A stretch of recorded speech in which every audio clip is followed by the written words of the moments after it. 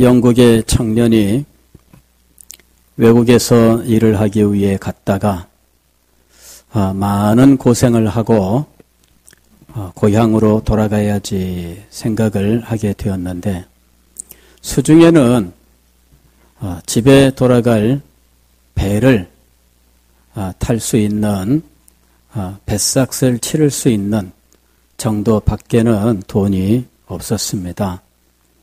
그래서 이 청년이 배 티켓을 사면서 마음속에 결심을 했습니다.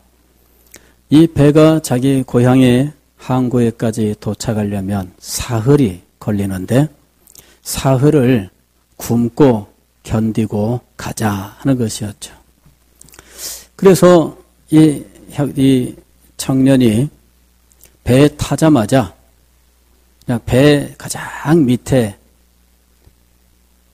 층으로 내려가서 그곳에서 아예 그냥 나오지 않고 있었습니다. 식사 때가 되어 사람들이 식사를 갑시다 그러는데 제가 나중에 가겠습니다. 다른 사람들 다 식사를 갔는데 혼자 굶었어요. 그 다음에 또 식사 때가 되어서 사람들이 식사를 갑시다 그러는데 이 청년이 제가 나중에 먹겠습니다. 또 이제 굶었어요. 다음 날 이게 또 식사 때가 돼서 사람들이 같이 가자 그러는데 막 갈등이 많이 생깁니다. 갈까 말까 참자. 제가 어제 너무 많이 먹었더니 탈이 나서요. 다녀오세요. 금식해본 분들은 알지만은 이틀째 되면은 이거 정말 굉장히 힘듭니다.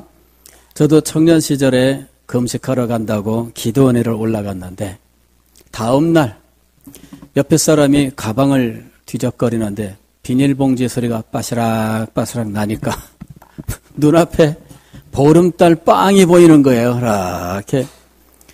오늘날 마트에 가면 보름달 빵이 있는데 조그만해요. 예전에는 이만큼 컸습니다. 이만큼 큰 보름달 빵이 왔다 갔다 하는데 당장이라도 그만두고 나가서 이 보름달 빵을 먹어야 되겠다. 막 이런 충동이 일어나는 거예요. 이 청년이 강제로 이틀을 굶었어요. 그리고 나중에는 도저히 못 참겠어서 이젠 결심을 했습니다. 좋다. 내가 가서 실컷 먹고 자수해서 까짓 거 감옥 가면 가는 거지. 이리 생각을 하고 식사하러 간 거예요. 가니 전 세계 요리들이 막 큰 식당에 쫙 널려 있습니다. 이 청년이 정신없이 먹었어요. 배가 잔뜩 부른 상황에서 지나가는 웨이터한테 얘기를 했습니다. 여보세요. 내가 지금 돈도 없는데 밥을 실컷 먹었습니다. 나 감옥에 집어넣으세요. 잡아가세요. 그랬습니다. 그랬더니 이 웨이터가 하는 말이 선생님, 이 배의 티켓에는 식사 비용까지 다 포함되어 있습니다. 여러분, 이 청년 마음이 어떻겠어요? 아니, 마음이 그러면 내가 감옥에 안 가도 되는 거야? 이거 무전 취식, 이거 얼마나 또 부끄럽고 그러겠어요. 그런데 안 가도 된다니까 안심이 되면서 동시에 아니, 내가 지금까지 왜 굶은 거야? 사람들이 밥 먹으러 가자. 그래도 괜찮습니다. 식사하러 갑시다. 그래도 됐습니다. 식사하러 갑시다. 어제 많이 먹었더니 제가 탈이 났어요. 자기는 식사 때마다 사람들 식사하러 가자는 말을 거절하느라고 얼마나 힘들었는지 그때마다 배에서는 이게 또 꼬르륵 하는데 사람들이 눈치챌까봐 얼마나 조마조마했는지 참 안심이 되면서도 역시 억울하기 짝이 없는 거죠. 몰라서. 우리가 받은 구원이 마치 이와 같은 거예요. 하나님께서 우리를 구원하시기 위해서 창조 이전부터 성자와 더불어 죄인들을 구원하실 언약을 세우셨고 그 구원을 위하여 성자께서 친히 육신을 입고 이 땅에 오사 사람이 되시고 온갖 고난과 멸시와 천대를 받고 마침내는 십자가 위에 매달려 돌아가셨는데 그는 사형수가 되셨던 거예요. 그 엄청난 희생, 말로 다 할 수 없는 이 값을 죄인들을 위하여 치르셨어요. 그 핏값은 얼마나 고귀하며 얼마나 놀라운지 그 값은 인간의 가진 돈으로는 치를 수가 없는, 값이 없는 그런 것이었습니다. 그런 값을 치르고 우리를 구원하신 거예요. 그리고 이 구원의 은혜를 마음껏 누리라고 하셨는데 우리는 그때마다 됐습니다, 괜찮습니다, 괜찮습니다 이러면서 빠져나가고 있는 거예요. 그 조금의 수고, 그 조금의 어려움, 그것을 싫어서 됐습니다 하면서 다 물리치면서 영적으로는 쪼그라들고 배고르면서 힘이 빠지고 능력이 사라지고 온갖 고통과 어려움을 겪으면서 지내고 있는 거예요. 저는 우리 성도들을 볼 때마다 어떤 분들은 죽어라고 안 받아 먹으려고 하는 모습을 볼 때 얼마나 안타까운지 몰라요. 자녀를 키우는 분들이 경험합니다. 엄마가 먹이려고 하는데 얘는 막 고개를 팍 이래가지고서는 밥을 주려고 이렇게 하면은 탁 튕겨나가서 밥알이 방바닥에 툭 떨어지면은 속상하지요. 이걸 먹어야 되는데 이걸 안 먹고 그냥 고개를 팩팩하고 약을 이제 열이팡을 펼라서 약을 먹이는데 입에다가 약을 넣어주면 이거 뭐 혀로 이걸 뱉어내요. 막 약이 막 쫙 흘러요. 그러면은 손수건으로 이 약을 닦아내면서 속에서 우라통이 터 올라오는 거죠. 예? 이걸 받아 먹어야 병이 낫는데 안 받아 먹으려고 그래요. 이 밥을 먹어야 성장하는데 안 받아 먹으려고 그래요. 오늘 우리가 받은 구원은 너무나 놀라운 거예요. 여러분 어디서 이 구원을 얻을 수가 있겠습니까? 그 조금의 수고, 그 조금의 어려움을 마다하고 우리는 구원의 큰 축복들을 모두 발로 내차면서 살고 있지는 않은지 오늘 우리들을 돌아보아야 된다 하는 거예요.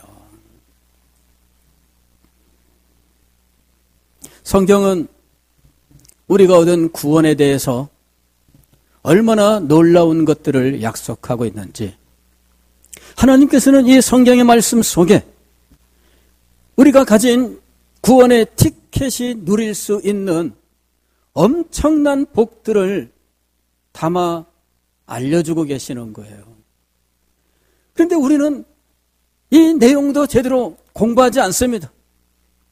그러니 그 축복들을 제대로 알지 못합니다. 지난주에 제가 영국에서 차량 렌트해서 운전하다가 접촉사고를 낸 일에 대해서 말씀을 드렸죠. 한번 꽝 하고 부딪혀서 차체가 오그러졌는데 그때부터는요 걱정이 돼요. 이거 차량 반납할 때 얼마 달라고 할까? 이거 이 여행 비용 이거 차량 수리비로 다 나가겠네. 걱정이 되는데요. 그때부터는 아무리 좋은 것을 보고 아무리 맛있는 거를 먹고 그래도 결론은 언제나 이 차 어떻게 하지 이거예요. 경치 좋구나. 정말 이런 데가 다 있네. 너무너무 아름답네. 그런데 이 차는 어떡하지? 그 다음에 가서 맛있는 걸 먹었어요. 그리고 나서 참 맛있네. 그리고 나서 결론은 또 그런데 이 차는 어떻게 하지? 일주일 내내 수시로 이 차는 어떡하지? 이 차는 어떡하지? 이러고 살았어요. 반납하기 전날 그제서야 보험 약관을 읽으면서 이 내가 들은 보험은 도대체 어떻게 되는 거지? 그제서야 보험약관 들여다보고 읽어. 내가 들은 보험을 보니까 슈퍼카버리지예요. 그래서 슈퍼카버리지가 뭔가 한참 뒤적거려가지고 그 조그만 글씨를 찾아서 읽어보니까 꽝 하고 내가 일부러 이 차 단단한가? 그러면서 일부러 가서 부딪히지 않는 이상 다 갚아준다는 거예요. 그걸 알게 된 순간 내일 차량 반납할 때 야, 이제 괜찮구나. 안도의 마음이 들면서 또 다른 마음으로는 일주일 동안 내가 괜히 걱정했네. 참 서운해본 느낌이 드는 거 있죠. 이럴 걸 알았으면 일주일 동안 나는 걱정 없이 지냈을 거예요. 다니는 동안 마음껏 보고 마음껏 듣고 마음껏 먹고 마음껏 누리면서 살았을 거예요. 그러면서 콧노래를 부르면서 마음껏 여행의 기쁨과 즐거움을 누렸을 거예요. 그런데 알지 못해서 이것을 그냥 온갖 걱정과 근심을 끌어안고 아무리 좋은 걸 보아도 결론은 이 차 어떡하지? 맨날 그러고 살았던 거예요. 마지막 날 차량을 반납하는데 그 차량 회사 직원은 나와서 차를 보지도 않더라고요. 세상에. 그런 정도인데, 차량 일주일 렌트한 비용보다 보험료가 더 비쌌어요. 보험료 비싸서 왜 이렇게 비싸냐? 그리고서는 그래도 모르니 들자 하고 들었는데 세상에 제가 그렇게 바보같이 살았어요. 오늘 우리들이 그리스도인으로서 살아갈 때 이런 바보 같은 삶을 살고 있지는 않은지 우리 자신을 한번 돌아보아야만 됩니다. 왜 우리는 바보처럼 살까요? 왜 우리는 주님께서 주신 이 놀라운 은혜들을 믿지 못하고 이것들을 누리지 못하며 살고 있을까요? 요한복음 1장 17절 말씀, 영접하는 자 곧 그 이름을 믿는 자들에게는 하나님의 자녀가 되는 권세를 주셨으니, 하나님의 자녀가 되는 거예요. 요한복음 3장 16절, 하나님이 세상을 이처럼 사랑하사 독생자를 주셨으니 이는 그를 믿는 자마다 멸망하지 않고 영생을 얻게 하려 하심이니라. 요한복음 5장 24절, 내가 진실로 진실로 너희에게 이르노니 내 말을 듣고 또 나 보내신 이를 믿는 자는 영생을 얻었고 심판에 이르지 아니하나니 사망에서 생명으로 옮겼느니라. 요한복음 6장 35절, 예수께서 이르시되 나는 생명의 떡이니 내게 오는 자는 결코 줄이지 아니할 터이요 나를 믿는 자는 영원히 목마르지 아니하리라. 요한복음 6장 40절, 내 아버지의 뜻은 아들을 보고 믿는 자마다 영생을 얻는 이것이니 마지막 날에 내가 이를 다시 살리리라. 요한복음 7장 37절, 명절 끝날 곧 큰 날에 예수께서 서서 외쳐 이르시되 누구든지 목마르거든 내게로 와서 마시라. 나를 믿는 자는 성경의 이름과 같이 그 배에서 생수의 강이 흘러나오리라 하시니. 요한복음 8장 31절, 그러므로 예수께서 자기를 믿은 유대인들에게 이르시되 너희가 내 말에 거하면 참으로 내 제자가 되고 진리를 알지니 진리가 너희를 자유롭게 하리라. 요한복음 11장 25절 26절, 예수께서 이르시되 나는 부활이요 생명이니 나를 믿는 자는 죽어도 살겠고 무릇 살아서 나를 믿는 자는 영원히 죽지 아니하리니 이것을 네가 믿느냐. 성경은 도무지 우리가 정상적으로는 믿을 수 없는 엄청난 것들을 약속하고 있어요. 요한복음 20장 31절 말씀은 성경을 기록한 목적에 대해서 이렇게 이야기하고 있습니다.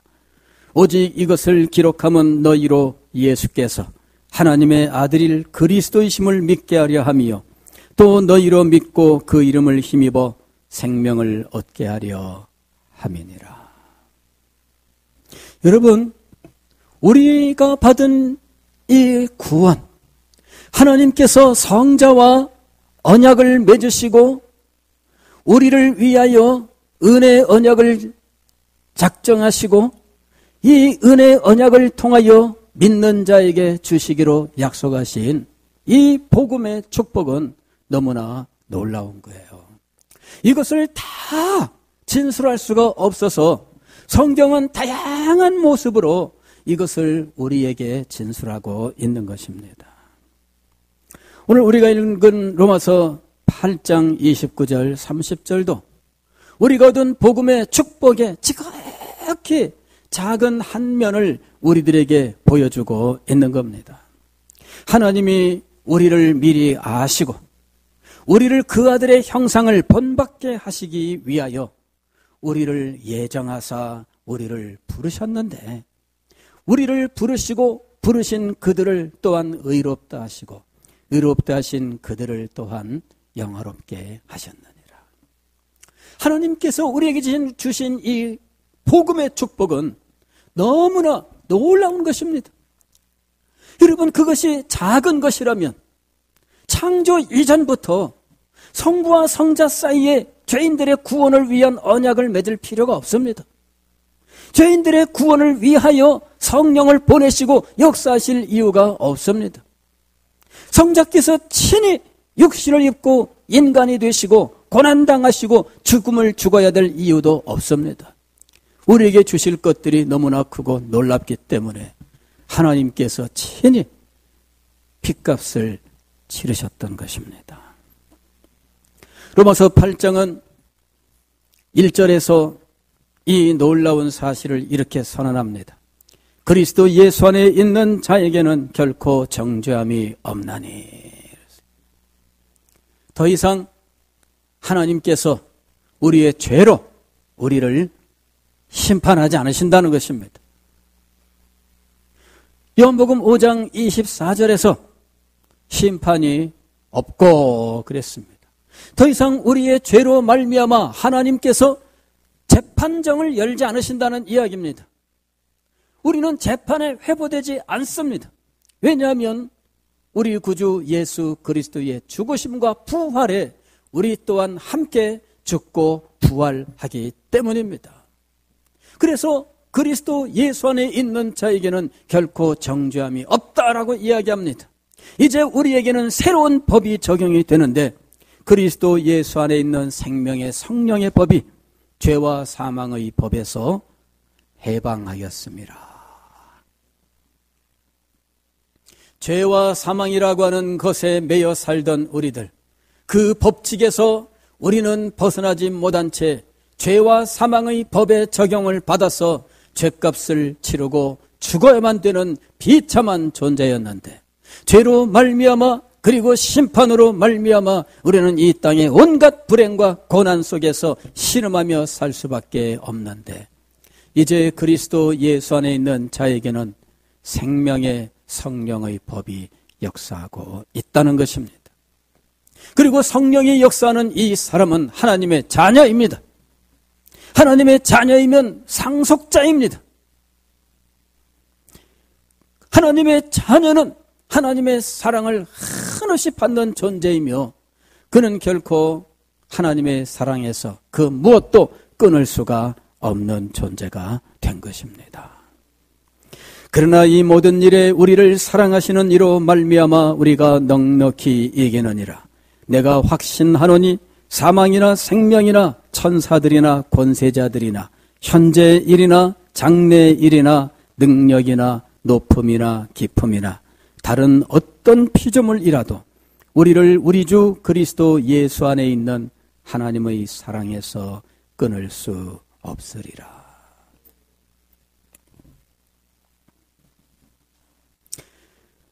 성경은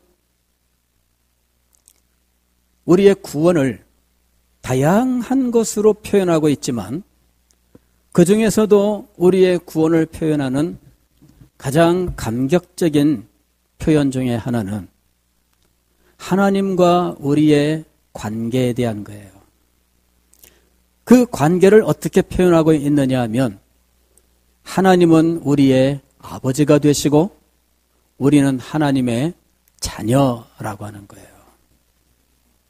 아버지와 자녀. 이것이 얼마나 놀라운 관계인지를 우리가 알아야 됩니다. 우리가 하나님의 자녀가 되기 이전에 하나님께 어떤 존재였을까요?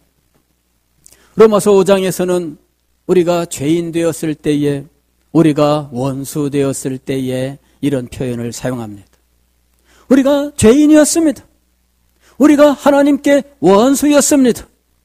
우리가 죄인으로서 하나님의 원수일 때 우리에게 있는 것은 오직 저주밖에 없었습니다.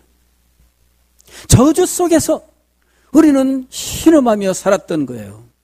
저주받은 인생 얼마나 고통스러울까요? 하나님의 낯을 피하여 숨고 이 세상의 밝은 빛을 피하여 어둠으로만 가는 비참한 인생, 이것이 바로 저주받은 인생입니다. 그러나 하나님께서는 이 저주받은 인생을 구원하시기 위하여 독생자 예수 그리스도를 이 땅에 보내셨고, 독생자는 이 저주받은 죄인들을 위하여 기꺼이 자신의 생명을 바치셨던 것입니다. 바로 그것이 예수 그리스도의 십자가 위에서 우리에게 선명하게 선포되고 있는 거예요. 아주 단순한 모양입니다. 그저 세로 막대기 하나, 가로 막대기 하나 갖다 붙여놓으면 십자가예요. 얼마나 단순한 모양인지 모릅니다. 그러나 우리는 그 십자가를 볼 때 하나님의 구속의 언약과 우리를 위해 베푸시는 은혜의 언약에 대하여, 그 엄청난 하나님의 희생과 사랑에 대하여, 그리고 우리가 받은 놀라운 축복에 대하여 생각하고 하나님 앞에 감사하며 기쁨으로 경배하게 되는 것입니다. 여러분, 이 십자가로 말미암아 우리가 하나님에게 이제는 더 이상 원수가 아니라 사랑받는 자녀가 된 거예요. 자녀가 되었다, 이 한마디로 모든 것이 다 설명되는 겁니다. 먹을 것도 공급해 주시고 입을 것도 공급해 주시고 우리가 살아가는데 필요한 모든 것들을 공급하시고, 간청하면 들으시고 기도하면 응답하시고, 하나님께서 우리에게 필요한 모든 것들을 풍성하게 넘치도록 허락해 주시는 것입니다. 여러분, 이것이 부모와 자녀의 관계예요.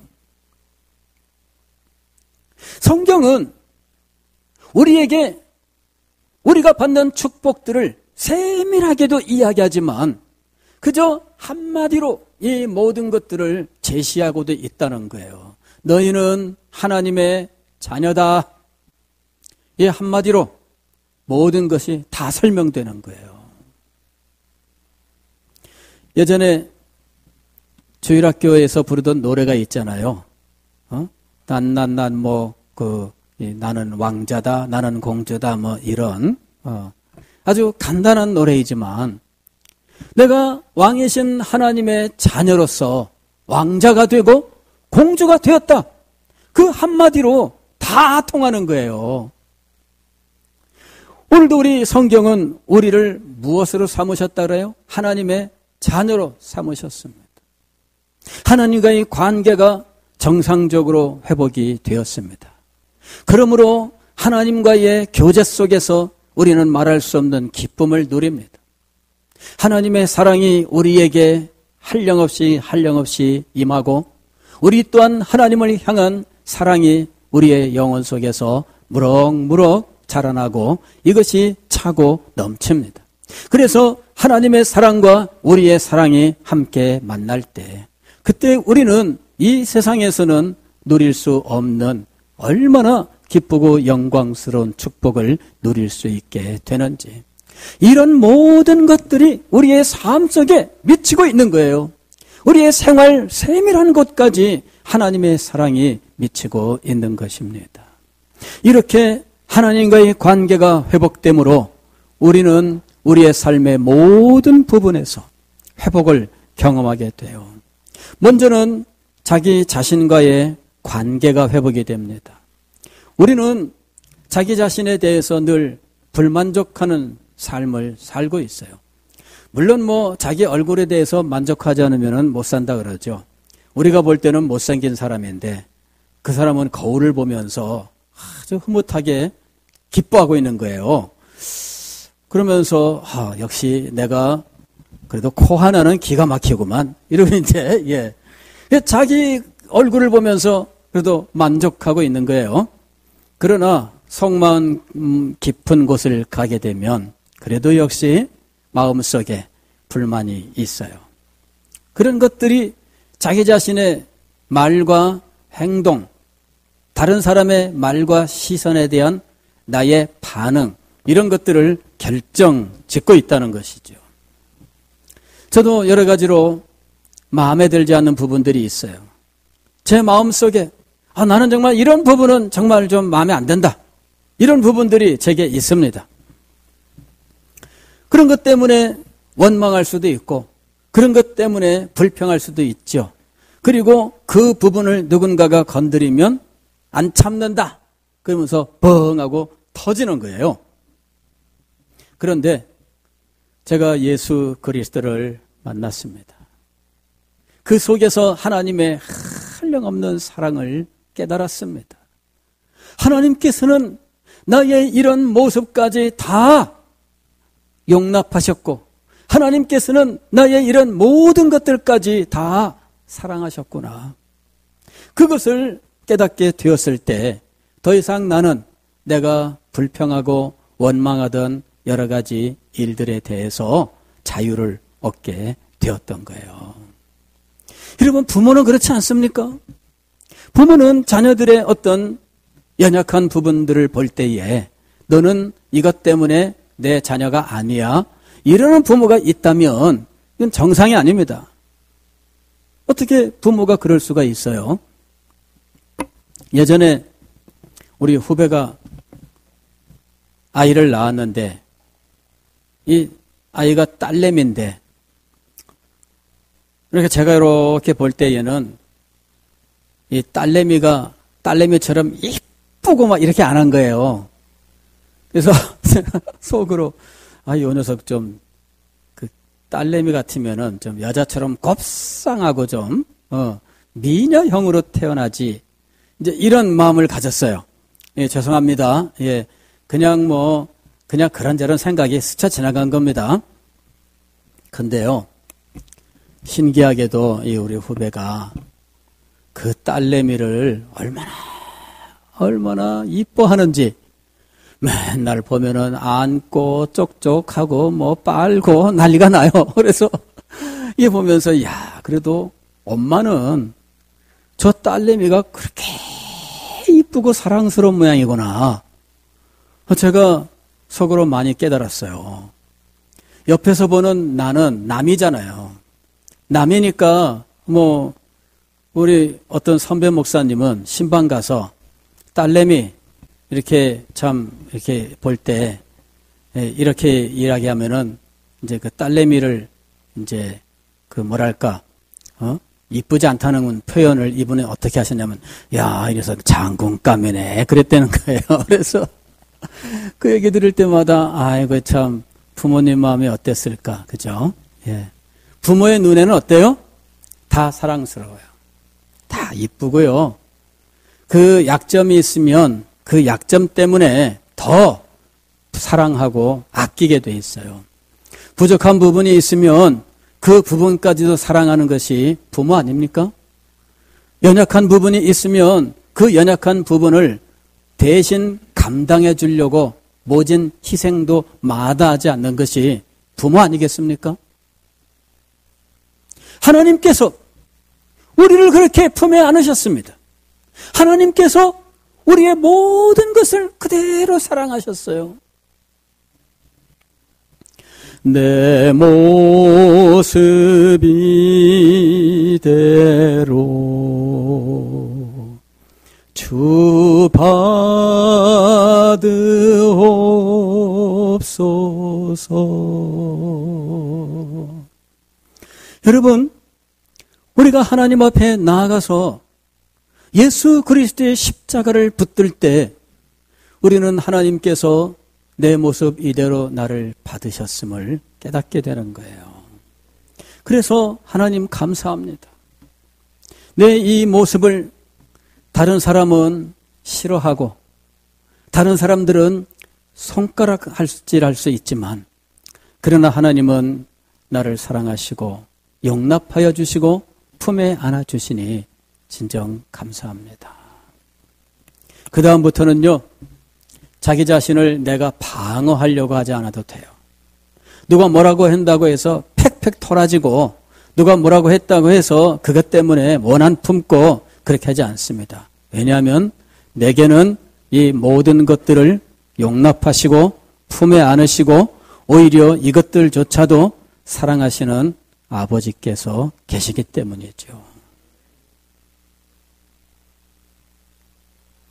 내가 나를 지키기 위해서 내 마음에 칼을 갈고 송곳을 준비하고 있을 필요가 없어요. 누가 나를 찌르면 나도 찌르겠다. 언제나 긴장 상태에서 찌를 준비를 하고 살지 않아도 됩니다. 그러거나 말거나 하나님께서는 나를 사랑하시고 내 이 모든 모습까지도 다 용납하시고 품에 안아주셨다. 이 믿음이 우리의 마음을 자유롭게 하는 거예요. 진리를 알지니 진리가 너희를 자유롭게 하리라. 진리가 우리를 자유롭게 합니다. 즉 하나님의 그 사랑, 하나님의 본 뜻을 우리가 알게 되면서 하나님의 뜻이 우리를 진정으로 자유롭게 하는 거예요. 이제부터는 내가 나를 보호하려고 할 필요가 없습니다. 하나님에게 모두 맡기세요. 하나님께서 역사하실 것입니다. 하나님께서 인도하실 것입니다. 하나님께서 채워주실 것입니다. 하나님께서 나를 붙들어 주실 것입니다. 하나님과의 관계가 회복되었다고 하는 것은 참으로 놀라운 거예요. 하나님과의 관계가 회복되면 다른 사람들과의 관계도 회복이 됩니다. 우리는 한번 토라지면 언제까지나 이 마음을 풀지 않아요. 그러나 하나님과의 관계가 회복된 것을 알고 그 회복된 사랑의 관계 속에서 살아가는 사람은 분명히 인간 관계에서도 그 용납된 그 사랑의 그 은혜들을 나타내는 자리에 나아갈 수 있는 거예요.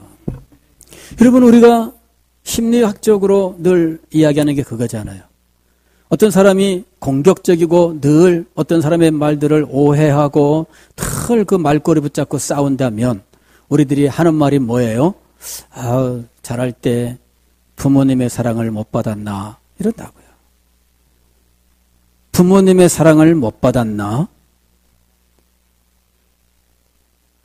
여러분이 그리스도인으로 살아가면서 늘 공격적이고 늘 누군가 꼬투리를 잡고 누군 말 한마디를 용납지 못하고 늘 화를 내고 이러는 모습을 보이고 있다면 여러분이 지금 자신의 영적 상태를 점검해 보아야만 됩니다. 내가 하나님의 사랑을 제대로 받고 있나? 아니, 내가 하나님의 사랑을 받음에도 불구하고 하나님의 사랑을 알아채지 못한 채 지금 뱃삭을 다 치렀는데 그 안에 모든 것이 다 포함된 줄 알지 못한 채 그냥 배 밑창에 내려가서 밥 먹으러 가자 그럴 때마다 싫어요, 싫어요, 안 돼요, 안 돼요 이러는 이 청년과 같은 삶을 살고 있지 않은지 한번 생각해 봐야 돼요.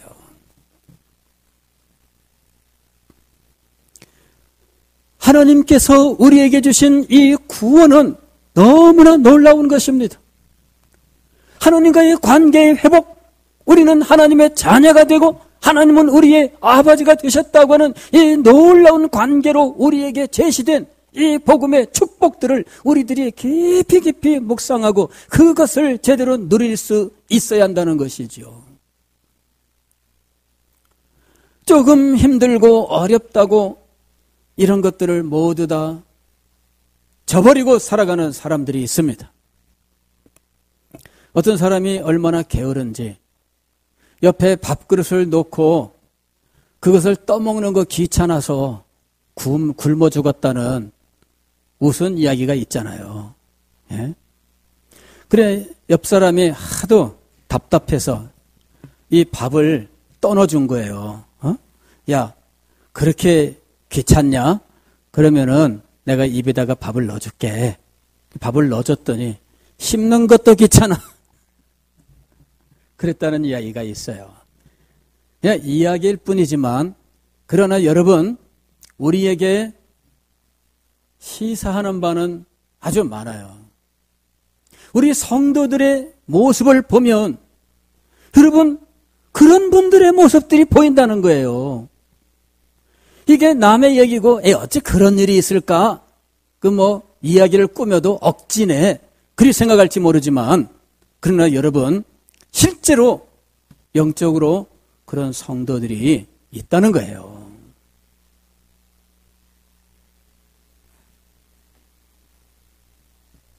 귀찮아요. 주일 성수하세요. 귀찮아요. 11조 하세요. 귀찮아요. 봉사하세요. 귀찮아요. 충성하세요. 귀찮아요. 여러분 이 귀차니즘이라고 우리가 흔히 말하는 것, 또 게으름, 이것이 우리의 무지와 함께 나타나면 그런 현상이 보이는 거예요. 받은 구원과 그 엄청난 복음의 축복들을 알지 못할 때 이 귀찮아하는 것, 게으름 이런 것들이 함께 작용하게 되면 그는 점점 어렵고 고통스러운 곳으로 떨어질 수밖에 없는 거예요. 사랑하는 성도 여러분, 오늘 우리는 우리가 받은 구원이 얼마나 놀라운 것인지를 자세하게 공부해서 알아야 되겠습니다. 이것을 알지 못하여 누리지 못하는 불행한 사람이 되지 않도록 우리가 열심히 노력을 해야 됩니다. 그리고 아는 데서 그치지 아니하고 이것을 누릴 수 있도록 실제로 행하는 자리에 나가야 돼요. 우리가 은혜를 받기 위해서는 은혜의 수단을 부지런히 활용해야 된다라고 배웠습니다. 그럴 때 이 은혜의 수단을 부지런히 활용해야 된다 할 때 부지런히라는 말부터가 마음에 안 드는 거예요. 그렇죠? 그냥 대충 있어도 와야 되는데 부지런히 해야 된다니 마음에 안 들죠. 은혜의 수단 하나님의 말씀과 기도와 성례라 그러는데 이건 그 말만 들어도 질력난다. 무슨 이렇게 어려운 용어를 가지고 이러면서 우리가 마음을 닫고 귀를 닫기 시작한다면 우리에게 이 은혜들은 다가오지 않습니다. 주셨는데도 불구하고 누리지 못하는 비참한 이 청년과 같은 상황이 되어버리고 마는 것입니다. 사랑하는 성도 여러분, 우리는 하나님께서 우리의 구원을 위하여 어떤 희생을 무릅써야 했는지를 기억하고 우리가 받을 축복은 그 희생에 버금가는 것이라고 하는 사실을 기억해야 됩니다. 하나님의 아들이 당신의 목숨을 바쳐야만 얻을 수 있는 것이었다면 그것은 이 지상에서는 구할 수 없는 엄청난 것이라고 하는 사실을 분명히 알 수가 있습니다. 그것을 우리가 누릴 수 있도록 우리는 더욱더 하나님의 말씀을 공부하고 하나하나 발견한 그것들을 누리는 자리에 나아갈 수 있어야 하겠습니다. 이 행복한 구원, 이 영광스러운 축복을 받는 여러분이 되시기를 주의 이름으로 축원합니다.